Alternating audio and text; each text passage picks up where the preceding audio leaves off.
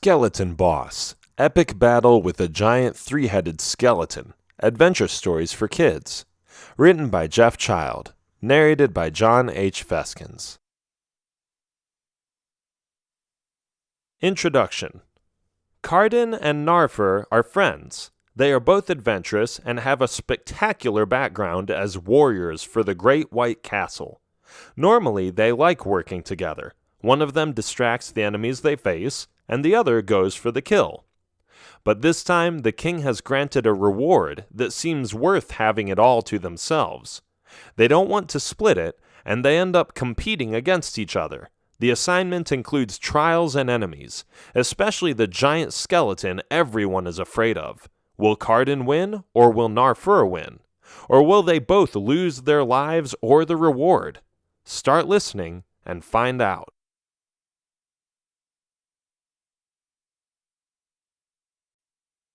Chapter 1. The One. Carden was a brave warrior, and he knew it. He wasn't shy about it either. Some even considered him a little arrogant. He always showed up in some popular modern clothes. He didn't think of himself as being conceited or better than anyone else, but he did boast a little sometimes. He didn't call it bragging, though. It was inspiring others what they could accomplish by working hard and playing it smart in life. That was his opinion. Carden was 19 years old. He loved what he did, fighting. What else could an agile, clever guy like him ask for? He had been practicing sword fighting for years, and he often openly challenged contestants in the town square to beat him with a wooden sword. He was serious about life, but not too serious. Whenever he could have some fun, he would. He would hang out at the local tavern, or go to a play, a concert, or something else going on in his medieval city. The king lived in the city, and Carden and his friend Narfer had been working for the Great White Castle for a while. They had gone on great adventures, defeating enemies in the borderlands of the kingdom. They worked together as a team, and this way they had often saved each other's lives. One such occasion was a typical example of Carden's power, his motivational background, and the abilities he had gained over the years. They were in the mountains. Spies had mentioned the encounter of an abominable snowman. Of course, many people had laughed at them, saying that there was no such thing, but the king wanted to make sure. He sent out Carden and Narfer to go check. He didn't want the risk of having such a monster out there and suddenly being overcome by it, when they were even unaware of its whereabouts or existence in the first place. Alas, the duo had climbed the mountains for over 3 days, fully relying on the provisions in their backpacks. Their muscled legs carried them upwards, and eventually they had reached the line where the snow started and the lush green trees had ended. This was winter wonderland, and the harsh reality of being left by themselves in the cold at a high altitude just hit them. "How much further should we go?" Narfer asked. "Didn't the king say it was 3 days walking?" "I know what he said," Carden responded, "but I don't care. I want to kill this beast and get it over with." "What if it's not hostile?" "Oh, come on. You saw the wounds on their arms and legs. How could that not be enough evidence?" "It's just a thought. We don't know what happened up there. We don't know what happened up here." "We shall keep going," Carden insisted. "Or are you too tired?" "That's not it. I just don't want to go on a witch hunt, if you know what I mean." "We are not looking for a witch," Carden said. "We are looking for an abominable snowman." After those words, he sped up and took larger steps, leaving Narfer behind a little. "I guess he doesn't know what I mean," Narfer said, sighing deeply. It got dark. The duo was still moving upwards to the mountain peak, where the spies said they had seen the malicious snowman. "Let's build a fire," Carden said. "We have to stay warm during the night." "Sounds like a plan," Narfer agreed. Within minutes, they gathered some dry wood and shoved some of the snow away to create an open space. After that, they built a small pyramid with the branches they had collected and kindled the fire. It felt nice and warm, and they were glad that they were finally able to take a rest from the long hike. They had slept well during the previous night, but in order for that to happen again, they needed to make sure they wouldn't freeze. Do you still have some of that bread dough left? Carden asked. You betcha. Here it is. Narfur handed Carden some dough, and they both put the dough on the sticks they used to prepare themselves some food. When they were done, according to them, they tasted it and expressed how delicious it was. Then they went to sleep. Looking back on the whole experience, Carden concluded that they made one major mistake. They were sleeping on a hill, and the ground was slanted. It wasn't safe, and he should have realized that before they slept there. But whether they made a mistake or not, the situation allowed Carden to put his best foot forward and show what he was made of. They were sound asleep. They didn't expect anything to happen, so they didn't bother standing guard. Moreover, they were completely exhausted and needed their break. Little did they know that a giant creature was sneaking up on them. Its footprints were heavily engraved into the snow. Its pace was slow but steady, and its purpose was to inspect these two intruders. It came closer. It had decided to sneak up on these individuals. Suddenly, Narfur woke up. He opened his eyes and looked straight into the eyes of a humongous bear-looking monster. He screamed his lungs out. "Ah!" he yelled as he fell backwards as he observed the furry white monster. This woke Carden up, who quickly reached for his sword and held it in front of him, but it was too late. He watched as Narfur did not just fall backwards, but started tumbling down the mountain, unable to stop himself from approaching certain death. Carden didn't hesitate for 1 second. He left the snowman for what it was and dove after his friend, gliding headfirst through the snow. It went faster and faster, increasing in speed incrementally. Narfur had no control over his fall, but Carden was slightly evading a few trees and moving his upper body and legs to slide down through the snow to reach Narfur. Then he grabbed his arm. "Ah!" he said as he felt the pain of the weight he was holding. "Don't let go! Don't let go!" Narfur yelled after looking down. Narfur was hanging above the deep canyon. Falling would mean landing only after a few miles down. His life was hanging on a thread, and it all depended on Carden's determination and strength, whether he would live or die. I got you, Carden shouted, panting fast. "Let me pull you up." But he couldn't do it. He lifted with all his strength, holding on to Narfur with his right hand and holding on to the sword he had thrust into the ground with his left hand. "Ah, I can't do it. I'm losing my grip," Carden told his friend in despair. But then something happened neither one of them expected. Carden felt another hand grabbing his. He looked up. At first he was startled. He couldn't believe his eyes. It was the abominable snowman. The snowman pulled harder and lifted the two up. While Carden was holding on to his friend, the snowman brought them to a safer area and put them down. They sighed. Narfur fell over. He didn't even have the energy to look at the ugly creature that had just saved him. Carden, on the other hand, jumped to his sword and pulled it out of the ground. "Stay where you are," Carden said, pointing his weapon at the beast. Then Narfur looked up. He saw it all and realized what had just happened. "Carden," he said after a while, "look at it." Carden squinted his eyes and looked the snowman in the eyes. Then he lowered his sword and looked at Narfur. He walked forward and reached out his hand as to introduce himself. The hairy snowman was friendly. It reached out its hand too and shook Carden's hand. Carden chuckled. "Wow, what do you know? Who would have thought this creature would be intelligent and amiable?" he said. "I think we've been misinformed," Narfur said. "Really?" Carden said sarcastically. "I know we've been misinformed. And now that I think about it, I think I also know why. Oh, those treacherous spies. When I get my hands on them... Never mind. Come on, Narfur, let's get our stuff and get out of here."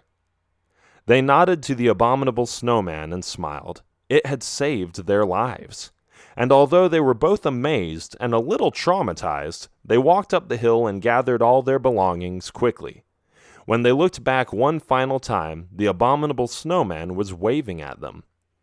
On the way back, they discussed the matter. "We've been deceived," Carden said. "I knew those two spies were looking for a raise. They wanted our job. They wanted to be promoted. And they thought they could easily get rid of us by having us fall off a cliff or freeze to death in the snow. They knew how dangerous it was, so they made sure we got sent up there. But what about the wounds? Narfur asked. Well, we'll see them when we get there, won't we? Thanks for diving after me, Narfur said. I would have been gone if you hadn't taken action immediately. That's what I love to do, Carden said. I don't wait. Sometimes you just have to stop thinking and do what has to get done. I didn't hesitate, and that's why I was on time. But fortunately, that snowman was a lot stronger than I was. They both laughed. When they arrived at the great white castle, Carden led the way. He stepped past the guards as if he was in a hurry. "Let me through," he said, shoving them aside. They opened the doors to the great hall. "Excuse me, your highness," Carden said. "I know I shouldn't barge in here, but I have some urgent news." Narfur looked at the throne. The two spies were there, right next to the king, discussing other kingdom affairs. Carden kept walking and punched one of the spies in the face. "That's what you get, you treacherous snake," he said, waving his fist up and down to make it cool off. "What is the meaning of this? Stop it right now," the king said.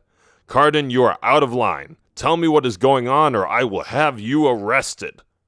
"Like I said, your highness, we have some news.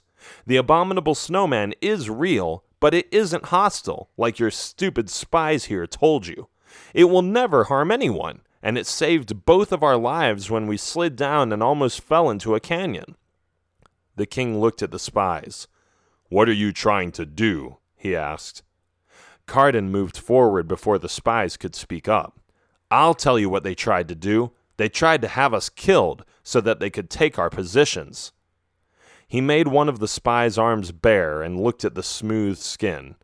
"Where are your wounds now, huh? Did you find some color liquid in the king's closet? Or did you actually go through the effort of scratching something into your skin with a branch? Anyway, your highness, as you can see, the wounds were fake. They aren't even there anymore, and you can't tell me such severe wounds healed in just a few days." "This is preposterous," the king said. "You are right, Carden. Guards, lock these two spies up. We will decide what to do with them later. And you two, Carden and Narfur, you will be rewarded elaborately." And that was just one instance of Carden's fast decision-making and his powerful character. He was a courageous warrior, and he was tough.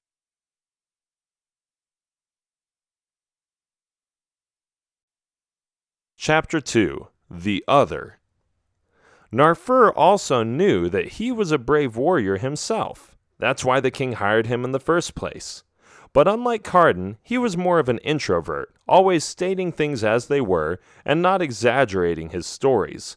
He still had a strong personality, but it was a lot harder to get closer to him or to have a good time with him. He liked it that way.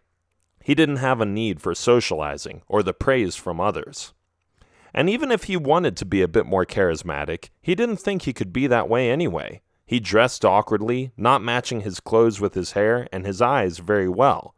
He talked differently too, pausing more often and not being able to keep the conversation with superficial contacts at a casual level. Narfur was 22 years old. He had been studying secret fighting techniques in books and had made it his purpose to master every move available out there.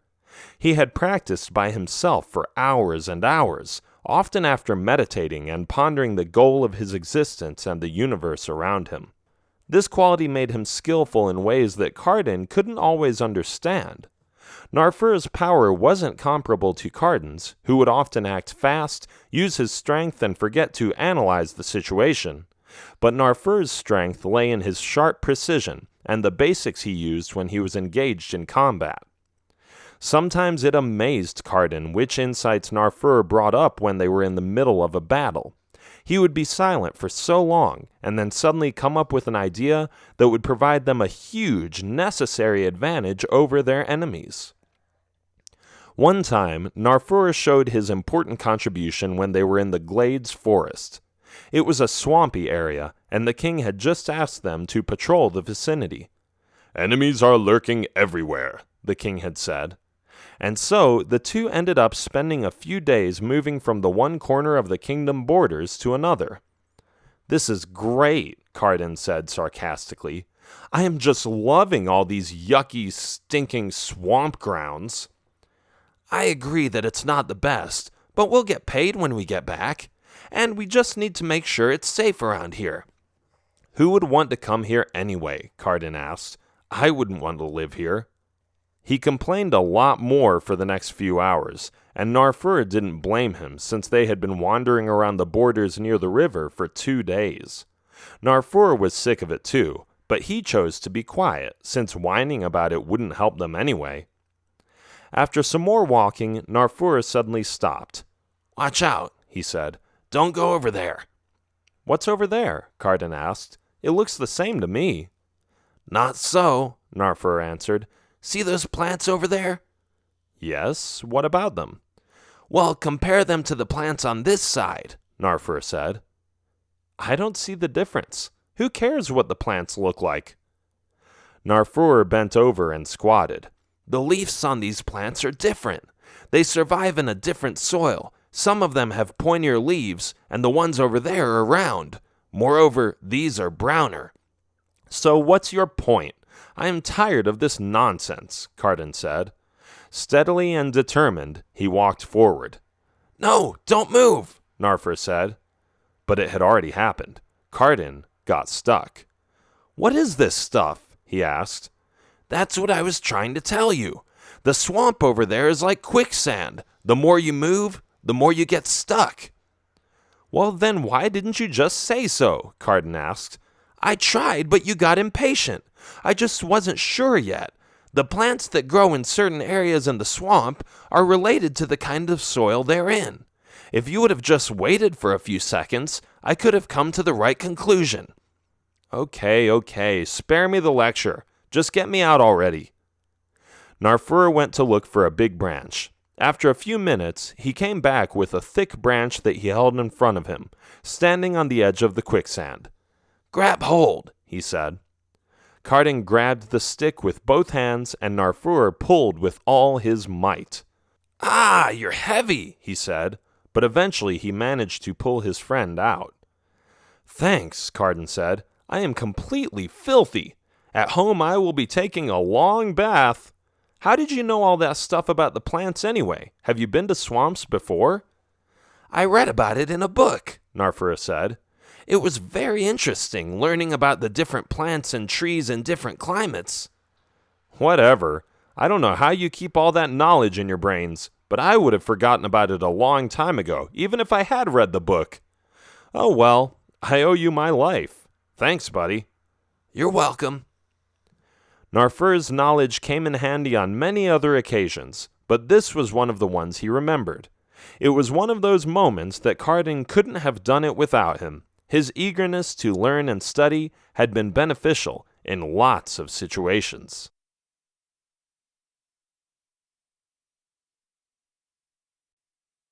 Chapter 3.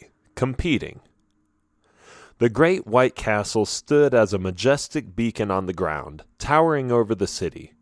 The sunlight reflected on the white walls and impressive patterns and towers. It symbolized power and safety, two essential elements of the king's reign.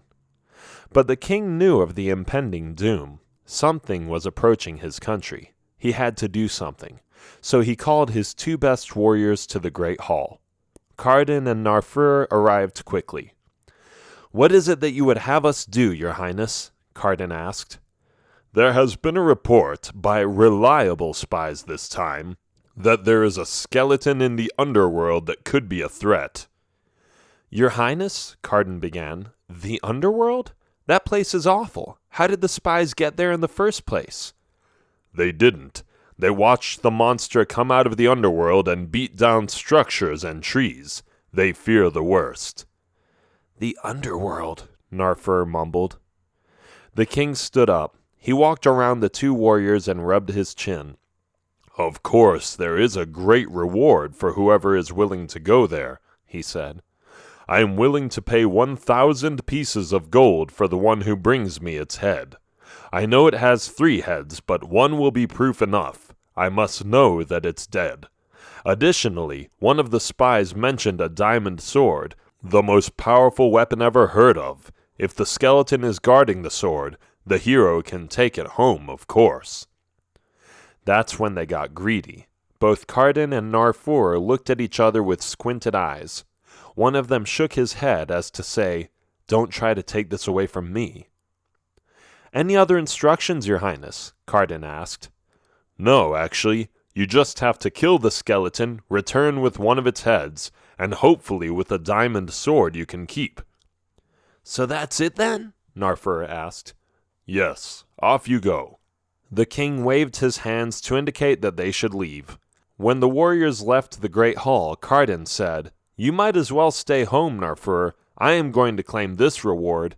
I want the 1,000 pieces of gold. I can survive on that kind of money for years." "Pfft, whatever," Narfur said. "I am going for the diamond sword. Have you ever even heard of that weapon? It's more powerful than anything."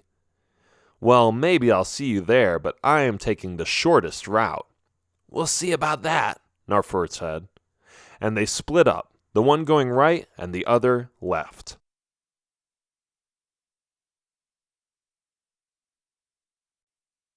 Chapter 4. Lava. Carden took the shortest route. He didn't want to waste any time.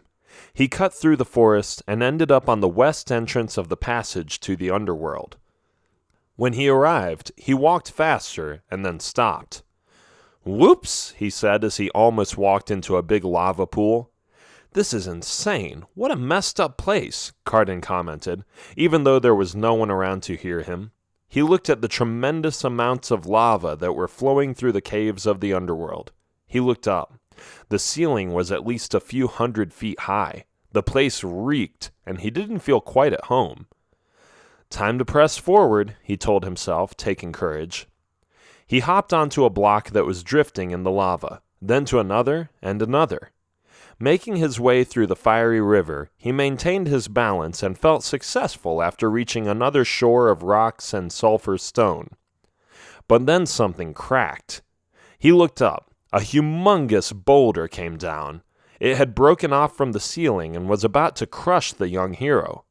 Carden jumped to the side and rolled, barely avoiding the destructive block and saving his own life. But it wasn't over. The boulder had crashed onto the big block he was standing on, making it split in half. "I gotta get out of here," Carden said. He looked for another block he could hop onto. He found none. "What now? I can't stay here. This thing is going to sink," he said in desperation. He kept looking until he saw one in the distance. It was far away, and Carden wasn't looking forward to the risk of missing it. If he would even touch the lava with his shoe, he could die or become severely injured. But time was running out. He had to make a decision. "Okay, here I go," he said, with his eyes closed and taking a deep breath. Then he opened his eyes, took 2 steps back, and ran forward. "Ah!" he yelled, hoping that it would give him the strength to make it. He reached the block just before the other one sank. Carden looked back and realized how far he had jumped. "Wow, I don't think I have ever jumped this far," he mumbled. "Perhaps having to save your own skin makes you do things you thought you couldn't do." Next, Carden saw another block. He jumped towards it and climbed onto a ledge, a rock that was placed higher. Finally, some higher ground, away from the burning lava. Then he saw something in front of him. It was a cave inside a cave. "Strange," he thought. "Let's check it out." Narfur had read about the streams of lava in the western part of the underworld. He had studied some maps, and knew that he would risk a lot less if he would go through the east entrance to the underworld. It took longer. He knew he had to walk a few extra miles, but if this would save his life, then why risk getting harmed? With that thought process, he walked for hours through the desert, and finally reached the east entrance to the dangerous infernal abyss. He was amazed by the magnitude of the structure, and was kind of wondering why or how anybody had ever built this, but his question would have to stay unanswered. When he moved into what he thought was the right direction according to the map, he suddenly heard a sound. What was that? Narfur asked himself. It was a crunching sound, as if bones were moving by themselves. He heard it again, and within seconds he heard it all around him. Narfur pulled his sword out of its sheath. He didn't trust this for one bit. His muscles tightened, his heart beat faster, and he noticed that every sense in his being became more alert. It happened. They were everywhere. Dozens of smaller skeletons arose from the ground, and Narfur was surprised because he didn't understand how they could appear out of the blocks like that when he didn't even see any bones. Oh, all the things I think about, he said. I just need to kill these vile monsters. Die, skeletons! He dashed forward and slashed a couple of skeletons in half. He chopped off a head and looked behind him. There were too many of them. Where was he going to? Ah, there. He weaved his way through the skeletons and jumped to a wall, after which he did a little wall run up towards the edge of a large block. He looked down for a second. The skeletons couldn't follow him. They didn't have the same acrobatic skills as him. Ha! That will teach them, Narfur thought. He pulled himself up and walked towards a cave inside of a cave, which seemed weird at first, but then again, he thought, it might lead to the big boss, the giant boss skeleton he was pursuing.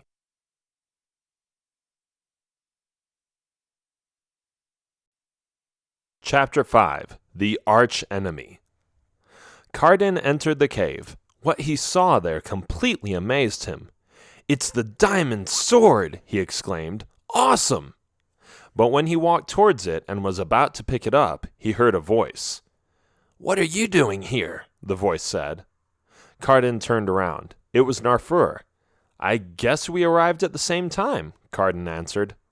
"Yeah, and you were going to take that diamond sword for yourself, weren't you?" Narfur sneered. "So? What's it to you? I came here first, so I can claim it." "You don't even care about it. Just hand it over. I will be the one who will kill the skeleton, since I am stronger and smarter." "You're going to take that back, or else what?" Narfur asked. "You'll defeat me? Ha! I would like to see you try." "How about you come here and show me that you're a real man?" Carden said. He tossed his own sword and the diamond sword aside. Then he rolled up his sleeves and made his biceps bare. "Come on, wimp. No weapons. Show me what you've got." "I am going to enjoy this," Narfur said, putting his own sword on the floor. As soon as he laid down his blade, Carden stepped forward and kicked his friend in the shin. Narfur threw a punch at him, and Carden returned his attack with another kick. It didn't take long before the two were rolling over the floor, trying out locks and hitting each other in the face and stomach. Narfur's lips started bleeding, and Carden got some painful bruises, but none of them gave up. They kept beating each other up, angry at each other for their arrogance and competitive drive. They both wanted the diamond sword, and they both wanted the 1,000 pieces of gold as a reward for killing the skeleton. And with that, they were unwilling to give way to the other to claim those things for himself. All of a sudden, however, as they were still beating each other up, they heard a loud noise. Narfur, who was on top of Carden, looked to the right and saw something crashing through the wall. Carden took advantage of the moment and punched Narfur in the face, after which he kicked him off his chest. Then they saw it, the common enemy. It was the skeleton. It had 3 heads and was hovering above the ground. This was it, the creature they had been looking for, but now they were unable to reach their weapons.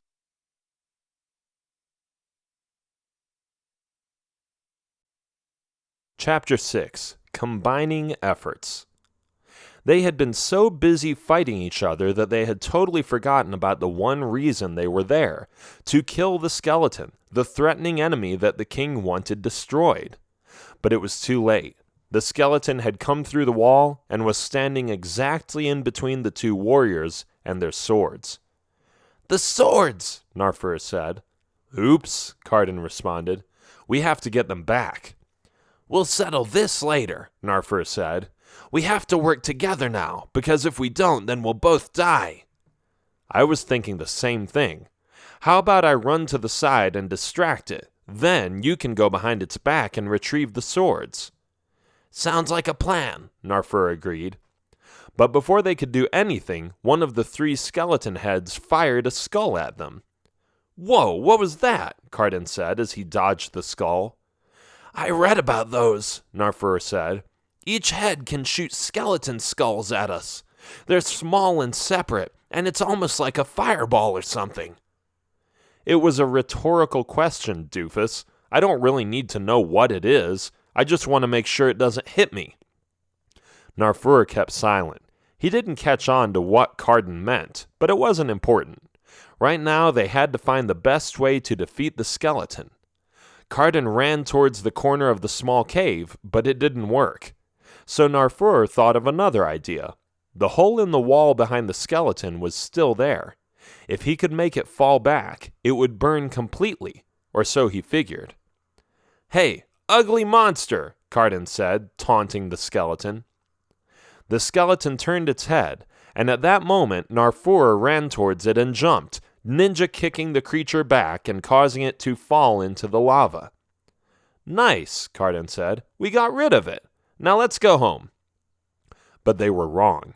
The skeleton dove out of the lava it had fallen into, jumped onto the same platform in the cave, and started firing skeleton skulls at them again. Carden and Narfur jumped away and hid behind a rock as quickly as they could. There they were, sitting next to each other and making sure that they wouldn't get hurt. "We have to get to those swords," Narfur said. "It's the only way to kill that evil monster." "Yeah, we should have grabbed those in the first place," Carden added. "Let's do the same thing as we did before. I'll distract him, and you can kill him." "No, that's okay," Narfur said. "I will give you the honor of killing it. I will go distract him. Stay here until it comes after me." After those words, Narfur sped out and stuck out his tongue at the skeleton, which flew after him immediately. Behind its back, Carden snuck to the swords and grabbed the diamond sword. Then he ran after the skeleton. The skeleton was still turned towards Narfur. It didn't see Carden at all. Carden held the diamond sword back and thrust it into the skeleton's back with all the strength he had. "Grrr!" the skeleton screamed, after which it dropped to the ground. Carden stabbed it a few more times just to make sure it was dead. Then he grabbed one of the three heads and chopped it off with his blade. The skeleton was dead, and they had the head to prove it.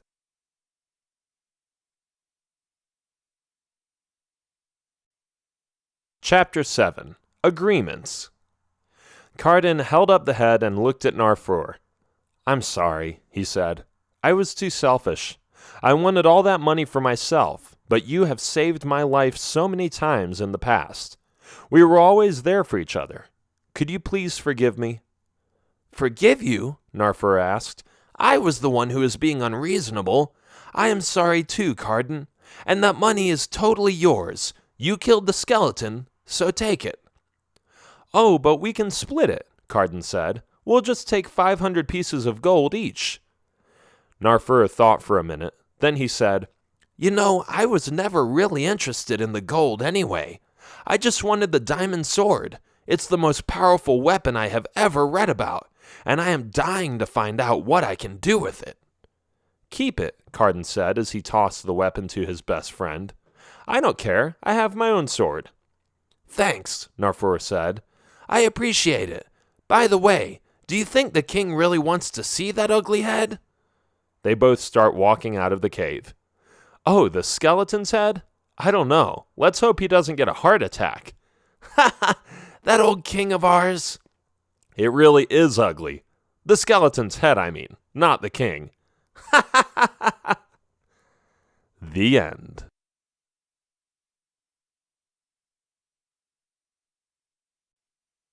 This has been Skeleton Boss, Epic Battle with a Giant Three-Headed Skeleton, Adventure Stories for Kids.